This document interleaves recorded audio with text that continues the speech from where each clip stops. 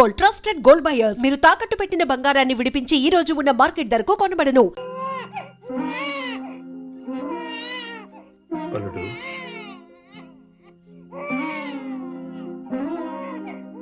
అల్లుడు,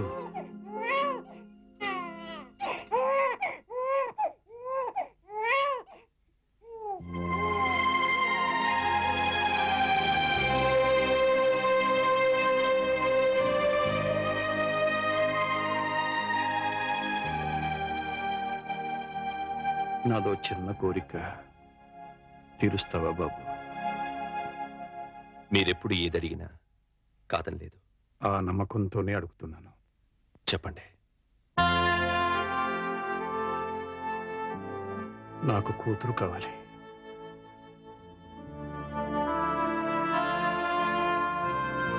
వాణిని నా కోసం కాకపోయినా బిడ్డ కోసమైనా ఇంటికి రమ్మని బతిమాలాడు. రానంది. నాకు భార్యగా కాకపోయినా మీకు కూతురిగా ఇంటికి రమ్మని మళ్ళీ అడుగుతాను. దాని గురించి కాదయ్యా, అది ఇంటి గడప దాటి ఏ రోజున బయటికి వెళ్ళిందో ఆ రోజునే చచ్చింది. ఒకవేళ తిరిగి వచ్చినా నేను రానివ్వను. మరి కూతురు కావాలని అడిగారు? అడిగాను. రానివని అంటున్నారు. కూతురు కావాలంటున్నారు. ఎలా? నువ్వు మళ్ళీ పెళ్లి చేసుకుంటే వస్తుంది. మళ్ళీ పెళ్ళా? వద్దండి, ఈ జన్మకి అనుభవం చాలు. అంత మాట అనకు బాబు. నా కూతుర్ని కాకుండా ఇంకెవరిని పెళ్లి చేసుకున్నా నువ్వు సుఖంగా ఉండేవాడివి. నా చేతులతో నీ జీవితాన్ని నాశనం చేశాను. నాకే గనక ఇంకో కూతురు ఉండి ఉంటే నీకే ఇచ్చి పెళ్లి చేసి ఉండేవాడిని. ఆ అవకాశం నాకు లేదు. అందుకే నువ్వు మళ్ళీ పెళ్లి చేసుకుని నాకు కూతురుని తెచ్చిపెట్టమని ప్రాధాన్యపడుతున్నాను. అది కాదు అవును బాబు, నీకు భార్య అవసరం లేకపోయినా ఈ పసివాడికి తల్లి కావాలిగా. వీడి కోసమైనా. తల్లి లేని వాడంటే జాలి పడతారు. తల్లి లేచిపోయిందంటే గేలి చేస్తారు. నా కొడుక్క పుట్టడం వాడు చేసుకున్న కర్మ. ఆ కర్మం తప్పించడం నీ చేతుల్లోనే ఉందయ్యా. నువ్వు మళ్ళీ పెళ్లి చేసుకుంటే వాడికి తల్లి వస్తుంది. వాడికి తల్లి ఉంటే తన తల్లి ఎవరితోనో లేచిపోయిందన్న సంగతి వాడికి ఎప్పటికీ తెలియదు. అందుకే బాబు మళ్ళీ పెళ్లి చేసుకోమని చెప్తున్నా. బాబు, నా జీవితంలో ఇంతవరకు దేహి అని ఎవరిని అడగలేదు. ఒక్కసారి నా కూతురు కోసం నిన్ను అడిగాను. ఇప్పుడు నువ్వు పెళ్లికి ఒప్పుకుంటే నీకోసం ఎవరినైనా మీ కూతురి నాకు దత్తు ఇవ్వండి అని ప్రాధాయపడతాను. ఆ దత్తు తెచ్చుకున్న కూతురి నీకిచ్చి పెళ్లి చేస్తాను. బాబు, ఈ మాస్టర్ జీవితంలో చేసిన ఒకే ఒక తప్పు, ఆ తప్పును సరిదిద్దుకునే అవకాశం నాకివ్వు బాబు.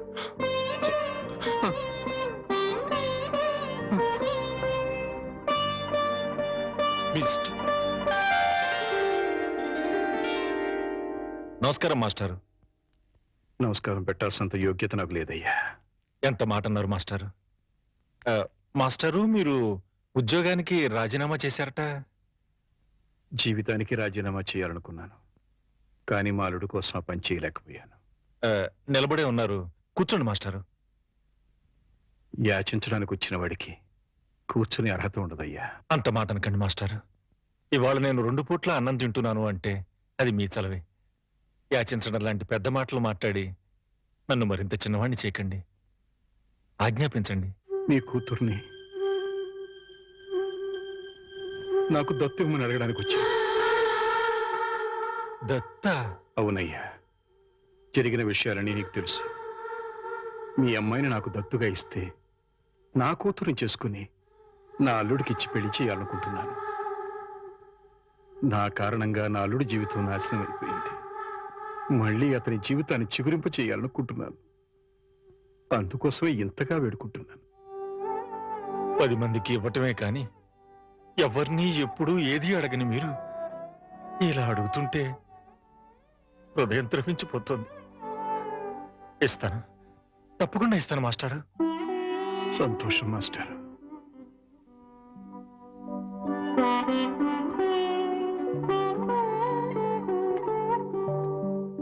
అమ్మా, నా మీద అభిమానంతో మాస్టర్ నిన్ను నా కూతురుగా దత్తివ్వడానికి ఒప్పుకున్నారు. నా కూతురుగా నా ఇంటికి రావడం నీకు ఇష్టమేనమ్మా? మా అల్లుడిని పెళ్లి చేసుకోవడం నీకు ఇష్టమేనా? ఆహా, బలవంతం ఏం లేదమ్మా, నీకిష్టం అయితేనే, లేకపోతే వద్దు.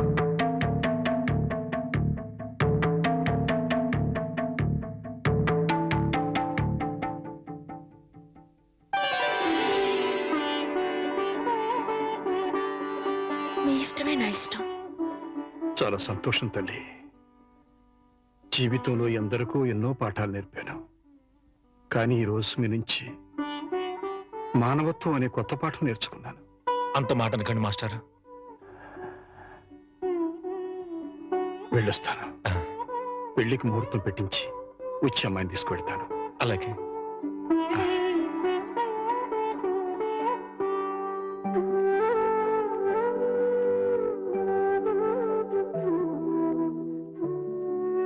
ఈ జన్మలో ఆ మహానుభావుడు రుణం తీర్చగలనో లేదో అనుకున్నాను.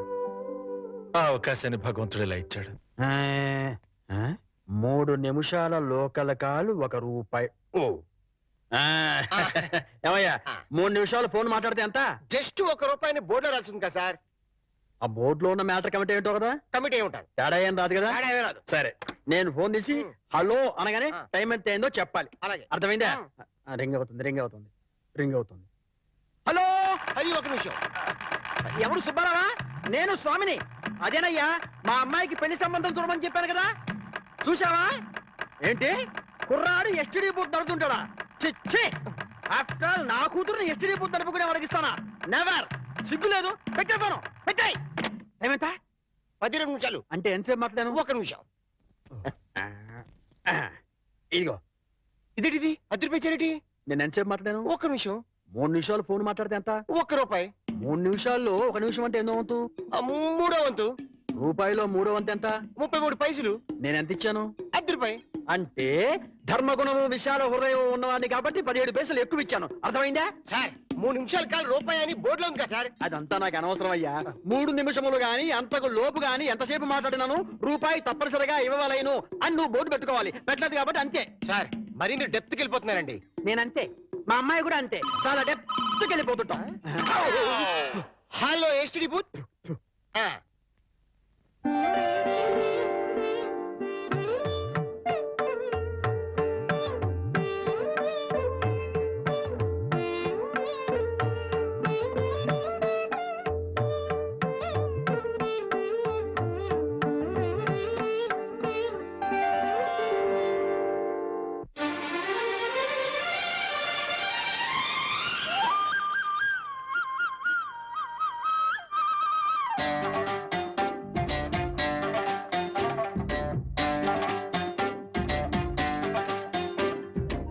దివ్వెలు తోడే ఉంటే సాగే జీవనమన్నది ఎవరికైనా తీయని పాటే.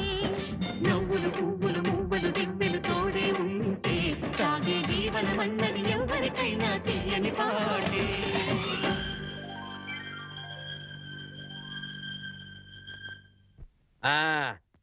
అదయ్యా, ఆ 3 గదుల పోర్షను అద్దెకిస్తా. అద్దె నెలకి 2000. సెపరేట్ మీటర్ లేదు కాబట్టి కరెంటుకి నెలకి ₹200. ఇది కాకుండా 6 నెలల అద్దె అంటే ₹12,000 అడ్వాన్స్ గా నువ్వు ఇవ్వాలి. అలాగే సార్, అలాగే. అవును, ఇంతకీ నీకు పెళ్ళయిందా? మీరు ఒప్పుకుంటే అయిపోతుంది. అదేంటి నేను ఒప్పుకోవడం ఏంటి? అదే సార్, మీ ఇంట్లో అద్దెకి దిగుతున్నాను కదా, ఇక మీదట మీరే పెద్ద దిక్కు కాబట్టి మీరు చేసుకోమని చేసుకుంటా. లేక లేదు. నువ్వు నాకు తెగ నచ్చేసావు. డెప్త్లోకి వెళ్ళే కొద్దీ ఇంకా నచ్చుతాను. మరి అగ్రిమెంట్ రాసుకుందామండి. అగ్రిమెంట్ ఎందుకు? మాటే స్టాండర్డ్. బాగా డెప్త్లోకి వెళ్ళి ఆలోచించండి సార్. నేను ఎప్పుడైనా అద్దె కొట్టేసుకోండి, అది దానికోసమే. అది నిజమే. అది. అగ్రిమెంట్ రాసుకున్నాం. ఇదిగో, నేను చెప్పినవన్నీ రాసి ఇల్లు అద్దెకిస్తున్నట్లుగా అగ్రిమెంట్ రాశాను. ఈ రెంటి మీద నువ్వు కూడా సంతకం పెట్టు. పెట్టు పెట్టు, ఇక్కడ పెట్టు. ఇక్కడ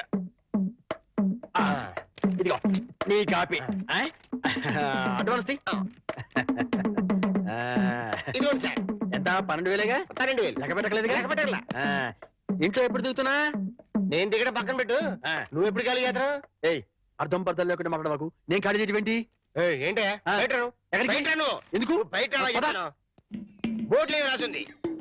ఇల్లు అద్దెకి ఇవ్వబడదు. అగ్రిమెంట్ లో రాసింది. ఇల్లు అద్దెకిస్తున్నట్టు అయితే ఖాళీ చెయ్యి. అదేంటయ్యా, నేను నీకు ఇచ్చిన 3 గదుల పోర్షనే కదా. అలాంటప్పుడు 3 గదుల పోర్షన్ అద్దెకి ఇవ్వబడని బోర్డు మీద రాయాలి, అలాగే అగ్రిమెంట్ చేయాలి. నేను ఒప్పుకోను. నువ్వు ఒప్పుకోకపోతే ఆ. ఇల్లు అద్దెకి ఇచ్చినట్టు అగ్రిమెంట్ రాసి ఇప్పుడు కాదంటావని చీటింగ్ కేసు పెట్టి నిన్ను జైల్లో చేయిస్తా. అమ్మో, అంత పని చేయకు, అంత పని చేయకు. అందుకని ఖాళీ చేసేయి. ఇప్పటికిప్పుడు ఖాళీ చేసి వెళ్ళిపోమంటే ఎక్కడికి వెళ్తారమ్మా? అది కరెక్ట్. నేను విశాలవసరుడు కాబట్టి ఆ. నేను రెంట్ తీసుకుని ఇంట్లో నేను ఉండిస్తా. ఆ. కాకపోతే రెంట్ అవుతుంది. రెంట్? అవును, నెలకి 3000. ఆ. నేను నీకు ఇవ్వాల్సింది 2000 పోగా నువ్వే నాకు 1000 రూపాయలతో సరిపోతుంది. Water separate, current separate. Okay okay. నెలకి 3000 చెప్పరా? 6 నెలలు అడ్వాన్స్ 18,000 కొట్టు. 18,000? అవును. కొట్టు. ఇదిగో రెడీగా 12,000 ఉన్నాయి. మిగతా 6,000 నువ్వు ఇంట్లో దిగుతావు కదా, అప్పుడు ఇస్తానే. ఇస్తా కదా. God promise. ఇదిగో ఇల్లు జాగ్రత్త. మేకులు గీకులు కొట్టావు అయిపోతావు. నా డెప్త్ ఏంటో అర్థమైంది కదా. ఓరి వీడి డెప్త్ బంగారం గాను నా ఇంటికి నేనే అద్దె కట్టుకునే డెప్త్ లో పడేశాడు. ఈ డెప్త్ లోంచి నేను ఎప్పటికి బయటపడతానో ఏమిటో.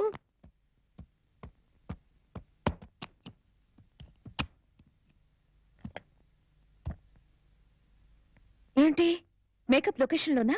మీరు రావాల్సిన అవసరం లేదమ్మా. ఈ ప్రోగ్రామ్ కి కొత్త హీరోయిన్ పెట్టారు. అవునమ్మా, మమ్మల్ని ఆవిడ దగ్గరికి వెళ్ళమని ప్రకాష్ గారు చెప్పారు. వాట్? నా బదులు కొత్త హీరోయిన్ పెట్టారా? ఎగ్జాక్ట్లీ. ఆ makeup out out out out. మీరు వెళ్ళొచ్చు, వెళ్ళండి. Come on, hurry up, hurry up, hurry up. Prakash, అది కాదు ప్రకాష్, ఇది చాలా అన్యాయం. No, not at all.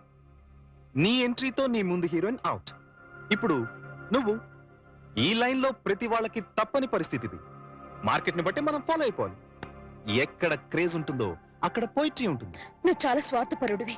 No, hey, I'm a business man. నేను స్వార్థపరుణ్ణైతే ఇంత అందం అందుబాటులో ఉన్నా ఏనాడు నిన్ను కనీసం టచ్ కూడా చేయలేదు. కానీ నువ్వు సంపాదించుకున్న ప్రాపర్టీలో సింగిల్ ఎంపీ కూడా నేను ఆశపడలేదు. So I'm clean. I'm not a selfish man. I'm a pakka business man. ఇన్నాళ్ళు కష్టపడ్డావు, ఇంకా రెస్ట్ తీసుకో. Okay? Oh my god, shooting time అయింది. Bye, take it easy.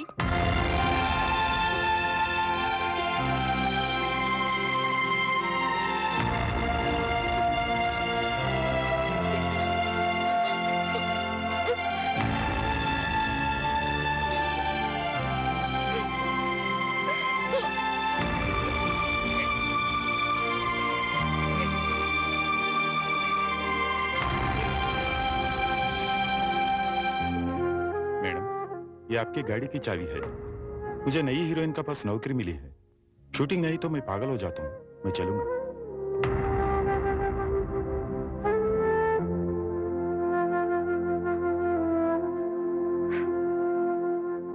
Sita, ఏంటండి? మామయ్య, మనందరం కలిసి నార్త్ ఇండియా టూర్ కి వెళ్తున్నాం. మేమెందుకయ్యా, మీరు వెళ్ళండి. అదేం కుదరదు. ఎక్కడికి వెళ్ళినా అందరం కలిసే వెళ్ళాలి. అది కాదయ్యా, నాకు వేరే పనులున్నాయి. అందుకని బాబుని తీసుకుని మీరు సరదాగా వెళ్ళండి. ఏమంటావే? మీ మాటే నా మాట అంటాను. నువ్వేమంటావు? మీ మాటే నా మాట మరి నువ్వేమంటావు? బస్సు బయలుదేరుతుందంట. బాబు సిద్ధంగా ఉన్నాడు అంటాను.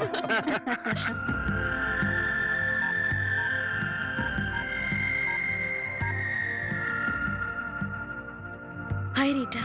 హాయ్ వాణి. ప్రకాష్ నన్ను తీసేసి కొత్త హీరోయిన్ పెట్టుకున్నాడు. ఇది మామూలే. ఇది మామూలేనా? ఏమిటో ఒక్కసారిగా ఒంటరిదాన్ని అయిపోయాను. పిచ్చి బోర్గా ఉంది. మా ఇంటికి రావా? సారీ వాణి, నాకు వేరే పనుంది. It's all right.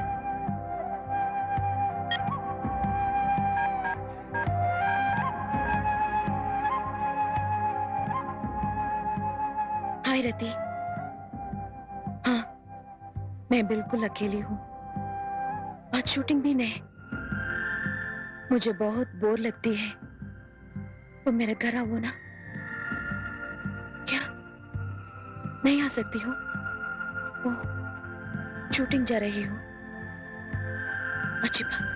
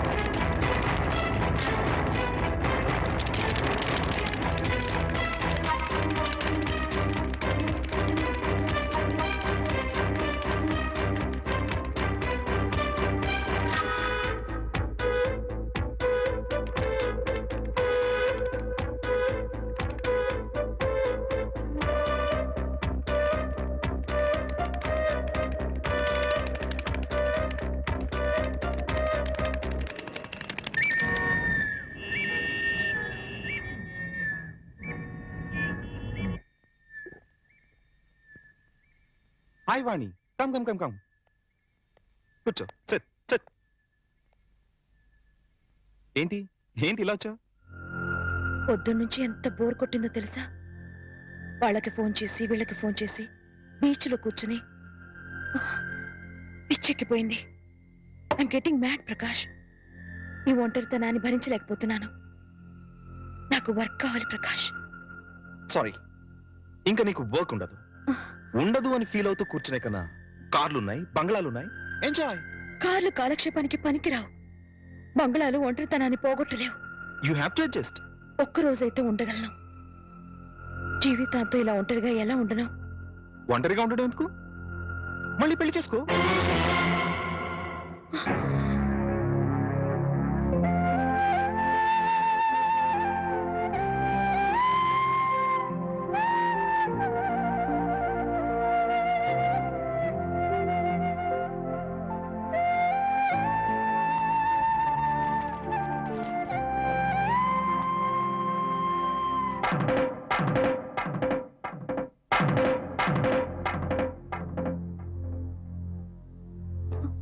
పొద్దునుంచి అత్తయ్య మామయ్య కనిపించడం లేదు, ఎక్కడికి వెళ్ళారు?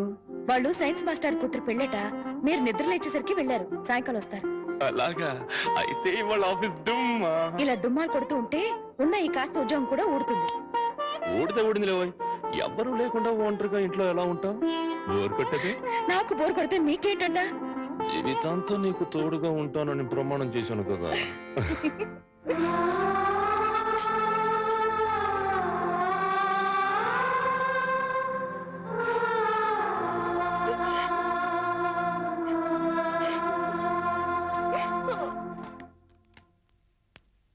గురుజీ, ఉత్తరం రాసి పెట్టండి. నేను నీకు రాసి పెట్టమేంట్రా? నువ్వే రాసుకున్నాడు. నేను రాస్తే నేనే వెళ్ళి చదవాలి. అంత బ్యాడ్ గా ఉంటుంది మన రైటింగ్. రాయండి ప్లీజ్. చెప్పాడు. ప్రియమైన మామయ్యకు, ఇక్కడ మేమంతా క్షేమంగా ఉన్నాము, మీరంతా అక్కడ క్షేమం అని తలుస్తాను. రాశారా? తన పట్ల ఇక్కడ మేమంతా ఆరోగ్యంగా ఉన్నాము, అక్కడ మీరంతా ఆరోగ్యంగా ఉన్నారని తలుస్తాను. ఇప్పుడే కదా చెప్పావు, మళ్ళీ అదే ముక్క చెప్తావుటి? నీదొక మాయగోళ. మీరు రాయండి. ఇకపోతే నాన్నకు గుండెపోటు వస్తే అపోలోలో జాయిన్ చేశాను. అంతా ఆరోగ్యంగానే ఉన్నారని చెప్పావు కదరా. తమ్ముడికి కాలు విరిగితే మెడ్విల్ లో జాయిన్ చేశాను. చెల్లెమ్మకు అమ్మోరు పోసింది. మీకు హై బీపీ కదా, ఎలా ఉంది? అత్తగారికి ఉబ్బసం తగ్గిందా? బావమరిదికి టీబీ తగ్గిందా? ఇది చెప్పడానికి ఉత్తరం కూడా ఎందుకురా? All out, start immediately and telegrams సరిపోలా?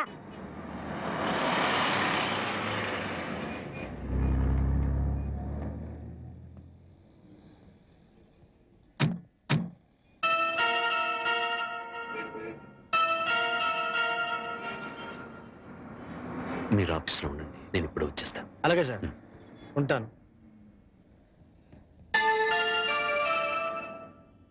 వాణి, అంకుల్ మీరు ఇక్కడ? ఆఫీస్ పని మీద బొంబాయి వచ్చాను. సడన్ గా నువ్వు ఇక్కడ కనిపిస్తే అంతా బాగున్నారా? ఇంకా బతికే ఉన్నారమ్మా. అంకుల్. అవునమ్మా, నువ్వు వెళ్ళిపోవడంతో ఎప్పుడూ చలాకీగా ఉండే నీ భర్త ఒక్కసారిగా కుంగిపోయాడు. నలుగురు పెళ్ళాం లేచిపోయిందని గేలి చేస్తుంటే ఆ బాధను మనసులో దాచుకోలేక బయటికి కక్కలేక నరక యాతన అనుభవించాడు.